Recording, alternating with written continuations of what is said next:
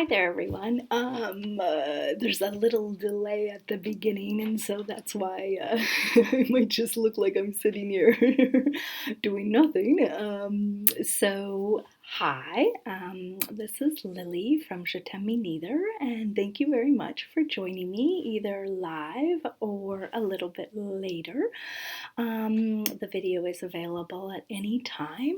I'm here with the latest in our new series. The series, There's Only One Paris, and that is a series of participatory stories.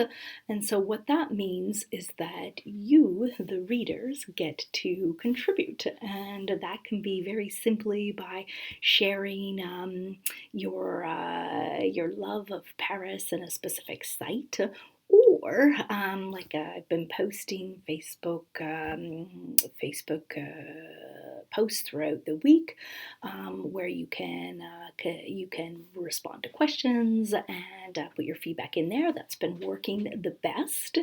And you can also contact me because actually I've had a follower reach out with a very interesting story, and so you will be able to read that in a few weeks' time. However, turning to today, every week, as some of you may know, every week we cover a different place in Paris, but done in a different way. The first story, which we did last week, was on the Eiffel Tower, and but some surprising twists and turns happened in that story. This week's story is on the Musée d'Orsay, but once again, it will not be done in a typical way, and so I hope you like it. I would like to put a few thank yous out first before launching into reading the story, and the story actually was first inspired by two comments that I put up when I started the project to solicit ideas, and we actually have quite a lot of ideas now. And those were comments by Christine D. Moe, who suggested the Musée d'Orsay as a venue for the story. So thank you very much, Christine. And I've included your name as a small cameo in the story to give you a little kudos.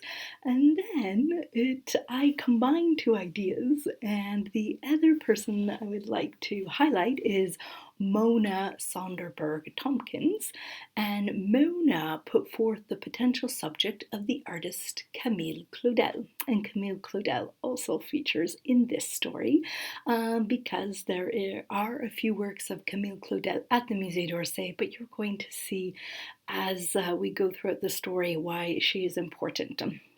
And so with those two ideas, the wheels started spinning, and I came up with this, I hope, thought-provoking and entertaining little tale that takes us inside one of Paris's most famous museums. I have a few other people I would like to thank because a number of other people chimed in when I put up the posts throughout the week on the Musée d'Orsay or on Impressionist artists. And so I had some great comments from Melanie Faye Pender-Miller, from Tommy Thornburn, who often puts up nice comments, from Diane Booth Rank, thank you so much, Pam Kurtz, who puts great comments up too, and Janet Conroy. And I have to say, Janet, you have a special nod in this story. So I hope that everyone who contributed and everyone else enjoys the story. Lastly, there's one more special mention I would like to give, and that is to my friend Veronique Savoy, who some of you may know has French Girl in Seattle Takes France. She joined, she watched into the recording afterwards and gave some character names, and her character names feature as the leading roles in this story. So overall, I hope that you like the story. I hope that you this kind of fulfills your your expectations. And I want to, before, carrying into the story, I would like to say that the next week's story is going to be on the Palais-Royal and the Galerie Vivienne. And that it's going to be a fun story. It's a little different, I guess a little touching too. And that was Amy Riverdree who put forth that idea. So thank you very much, Amy. And I will be posting different questions this week and different aspects about the Palais-Royal. So I hope that you get involved and have some fun with it. And so, like I said, this week's story is called L'Âge Mûr at the Musée d'Orsay. Well, here we go. Mesdames, Messieurs, je vous prie de bien vouloir patienter pour régulation. A muffled voice crackled through the metro car's speakers, notifying passengers that the train would be held up with traffic control. Oh, I'm totally going to be late. This was such a bad idea, fumed Aurélien. It was 1:45 p.m. He was cutting it close. He might manage to arrive just in the nick of time, if he was lucky. This was supposed to be fun, and now it felt like he was going back to school. It had all started 6 months ago to the day. Aurélien's boss, Valérie, had requested a meeting. That was definitely a bad sign. It was only the second time they'd had a one-on-one meeting since his job interview. Word had gotten around that there would be some layoffs at his company, and it seemed that Aurélien was going to be among the first sent to the chopping block. He had to confess, while he'd been a good employee these past 7 years, he wasn't exactly passionate about his job. He arrived on time. He made all his deadlines. He was amiable to his colleagues, but in true French work style, he kept his distance. He always passed his annual performance assessments without any issues, and consequently received the standard pay rise. But let's face it, he just wasn't that into mortgage reassessment insurance. How had he ended up there? Screw de back. Enfin, finally, only one more stop, Aurélien mumbled to himself as he stood up and went over to the metro car doors in anticipation. Sure enough, when he'd entered Valérie's office for that fateful meeting, doom was hanging heavily in the air.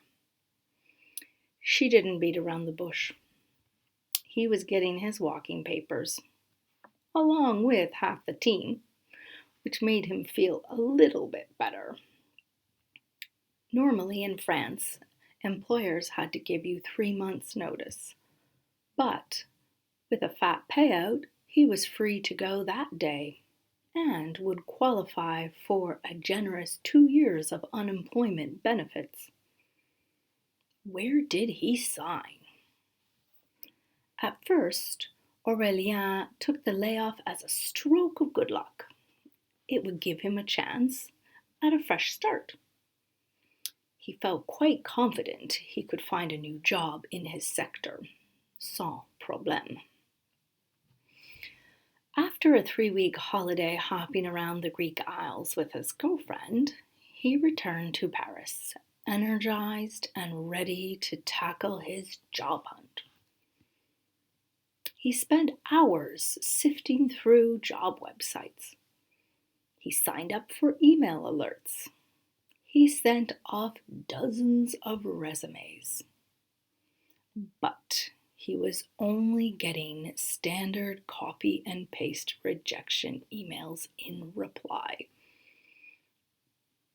Unfortunately, his situation wasn't quite the same as it was when he was last on the job market 7 years ago.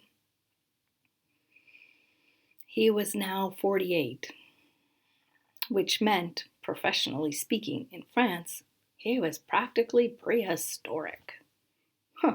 Or at least from the Stone Age. He was too experienced, too unmalleable, too expensive. Or so it seemed based on the radio silence he was getting. Nevertheless, he did have some friends around the same age who'd recently landed jobs.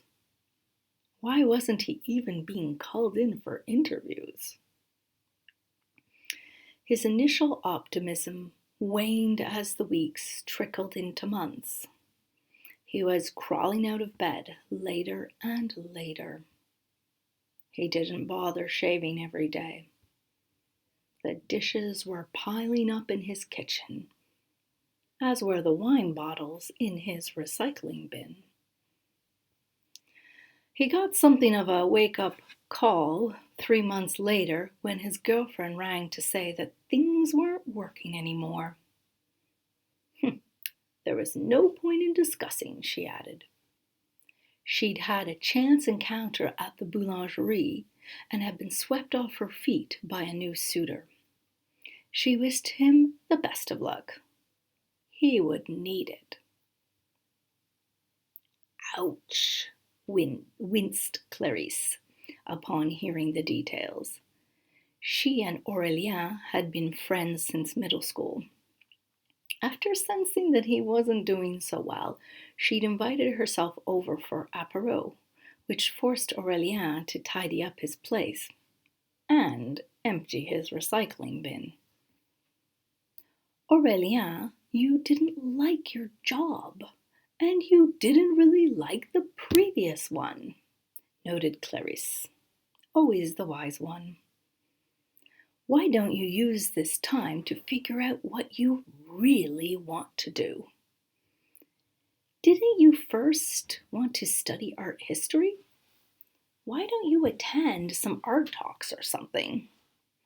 Getting in some culture might give you fresh perspectives. At the very least, it'll get you out of the house. Aurélien had studied art history for 1 year. Then he finally gave in to his parents, who'd been pressuring him to study something more practical. Now, 20 years later, look what position his business degree had put him in. Jobless, inspirationless, girlfriendless. Okay, maybe it wasn't fair to blame the last less on his studies, too. Soffrino. As soon as he heard the little click release of the metro door, he flipped up the handle, jumped out of the car, and flicked his head back and forth in search of the sign leading him to the correct exit. The yellow lights of the metro signal clock blinked 1:52 p.m. He had 8 minutes.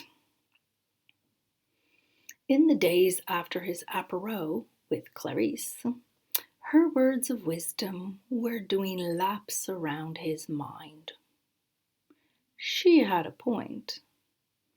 Although he might not make a complete 180 turn career-wise, some cultural outings could help reduce his anxiety and his self-neglect.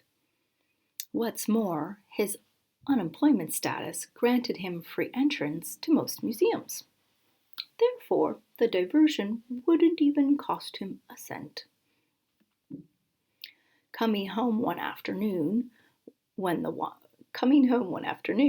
the wine shop, He had brought his wine consumption in check. However, he'd also bought an exceptional goat cheese at the fromagerie that he absolutely needed the perfect pairing for. He stopped in at the news kiosk. His natural reflex to pick up the latest edition of GQ was intercepted by a small white and blue magazine, L'Officiel des Spectacles, the weekly listing of Paris's cultural offerings. He was surprised to see the magazine was still in print, now that everything was going online these days. He placed a €1 coin in front of the news vendor and slid the little booklet in his bag, next to the bottle of Puy Fumé. Okay, maybe he hadn't totally gotten his wine intake under control. That evening, while nibbling away on his chèvre, he couldn't resist the temptation to check his ex-girlfriend's Facebook page. He immediately noticed that something was different. The picture he'd taken of her, all tanned and smiling on a cobbled street in Mykonos, had been replaced with a new photo. There she was, smiling broadly, in Venice of all places, arm in arm with another man. It had to be her boulangerie Romeo. Aurélien flung his phone on the coffee table next to his picnic dinner, plunked himself down on the sofa, ripped off a chunk of baguette, copiously smeared it with goat cheese, and topped up his glass of crisp wine. And this was exactly where he awoke the next morning, or rather afternoon, as he had achieved a new unemployment wake-up time record of 12:55 p.m. Aurélien, pull yourself together, he scolded as he sat up, brushed the baguette crumbs off his face. His hazy eyes surveyed the contents of his coffee table. An empty bottle of Puy Fumé. The axe-murderer remains of his goat cheese. Several chunks of now stale baguette and some white and something white and blue. L'Officiel. He snatched up the tiny magazine and flipped to that day's date. Aha, he declared when his finger stopped on the words. Musée d'Orsay, free tour, 2 p.m. It was 1:05. He could make it there on time. And with that, he tossed the magazine onto the apocalyptic coffee table and bolted for the shower. It should normally have only taken him 20 minutes to get from his apartment in the 14th arrondissement to the Musée d'Orsay. But the metro gods were not on his side that afternoon. As he hopped down the steps to the platform, a train was just pulling out of the station. The next one wasn't for another 6 minutes. An eternity by Paris daytime metro standards. To prevent himself from getting annoyed or antsy, he distracted himself with thoughts of what awaited him at the museum. Monet's delicate water lilies, Renoir's rosy-cheeked ladies, Van Gogh's undulating clouds, and Degas' dainty little dancers. Yes, it would be nice to revive his love of art. Sadly, little of this joy was still showing on Aurélien's face as he jogged up Rue de Bellechasse, the time flirting dangerously close to 2 p.m. Arriving in the plaza in front of the museum, Aurélien jetted towards the shortest line, neglecting to see it was for special card holders only. Reaching the revolving entrance doors, the security guard raised his eyebrow when Aurélien presented his unemployment card. He pointed to the list of cards which normally granted skip-the-line access, but rolled his eyes and waved him through nonetheless. More card flashing got him past the ticket controller, who sent him in the direction of the tour desk. It was hard not to stop in awe upon entering the Musée d'Orsay.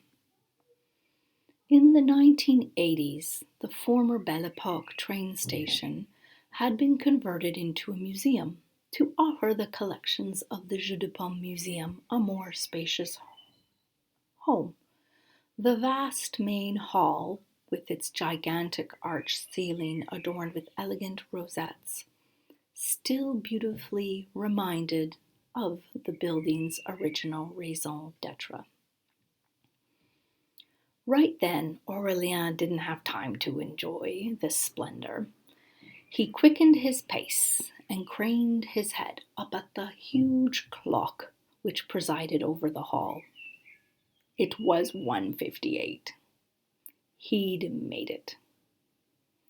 Proud of his victory, he whipped around and wham! "Oh la la, I'm so sorry," he emphatically apologized, horrified that he just crashed into someone. "Aurélien?" asked his run-in victim, who seemed unscathed by the incident. "Benedict?" Standing in front of him was his first-year university crush. "Wow, it's so nice to see you," she cheerfully replied.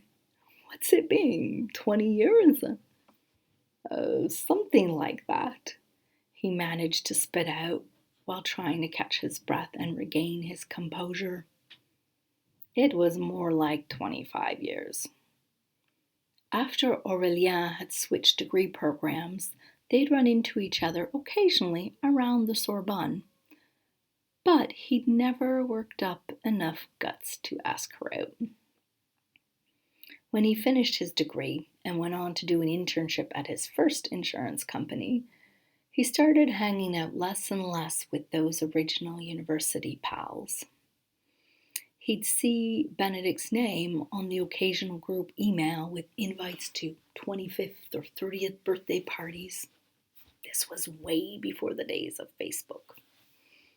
But over the years, as everyone settled into their professional lives, these eventually dried up. And beautiful, bright Benedict had also drifted from his life. "How are things going?" she asked, with one eye to the clock. "Oh, things are fine?" "No, they're great."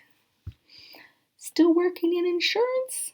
Yes, something like that," he fumbled, not wanting to get into the details of his current unemployment woes.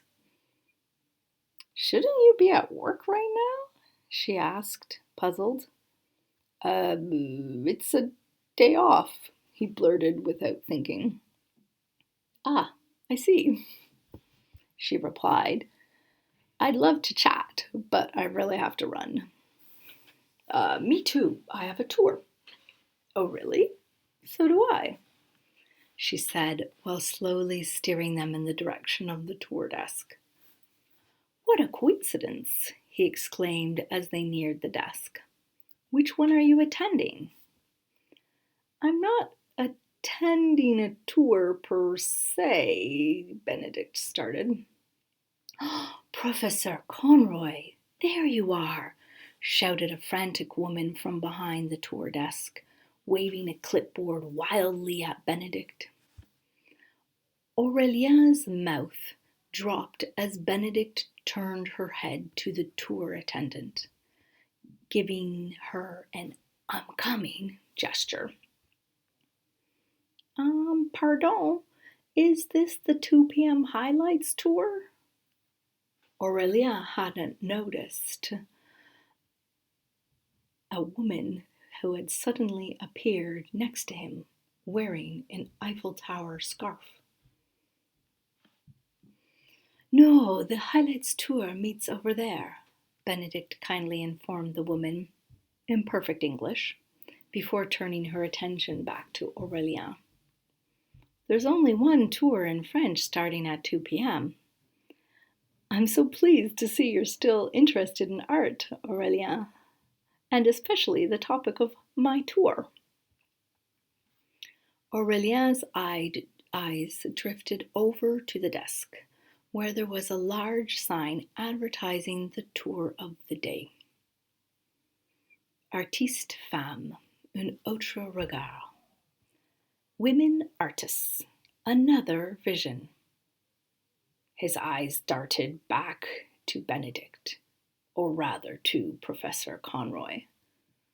Oh, yes, of course, I can't wait, he stammered, as visions of Monet's bobbing water lilies, Renoir's luscious ladies, and Van Gogh's curvaceous clouds pranced out of his head as quickly as Degas' little dancers. Monsieur, please register so we can start the tour, ordered the tour desk attendant, prodding her clipboard at Aurélien. He duly jotted his name and email down on the form while the attendant herded together the others who'd signed up for the tour.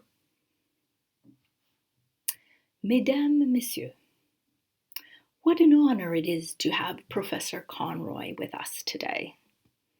Art history professor at the Sorbonne, author of 6 critically acclaimed books, and renowned expert on women artists of the 19th and early 20th century. I'm certain you will have an enlightening tour with Professor Conroy. The tour attendants all clapped to welcome their accomplished guide. Aurélien, still in his state of bewilderment from running into Benedict and the description of her illustrious career. He stood there, staring. Thank you so much for such a glowing introduction, Christine, begun Benedict. As the title of this special tour indicates, we will be looking at some key works produced by women artists that are rightfully displayed in this prestigious museum. We will see how the works and careers of artists like Rosa Bonheur, Mary Cassatt, Berthe Morisot, Eva Gonzalez, and Camille Claudel helped change the course of art history and pave the way for more equality in the art world, something that was quite daring for the time period. There's no better place to do this than in front of the artworks themselves. So, without further ado, please follow me. As the tour proceeded, Aurélien had more and more trouble concentrating, but it wasn't because of Berthe Morisot's blurry brushstrokes. He was enraptured by Benedict. She had always been top of the class, so Aurélien wasn't surprised that she was so knowledgeable. It was her passion for the subject that hypnotized him. Soon he was hanging on her every word. Benedict plunged the tour attendees into the movement and realism of Rosa Bonheur's Ploughing in Nevers, a scene of a farmer arduously dressing autumn fields with his cattle. The group peered into Mary Cassatt's Girl in the Garden, quietly observing the young subject of the painting sowing amidst bright flowers and greenery. They entered the world of the Belle Époque bourgeoisie in Eva Gonzalez's A Box at the Théâtre des Italiens. locked in the sudden engage of a glamorous theatre goer. Aurélien would never look at Impressionism the same way.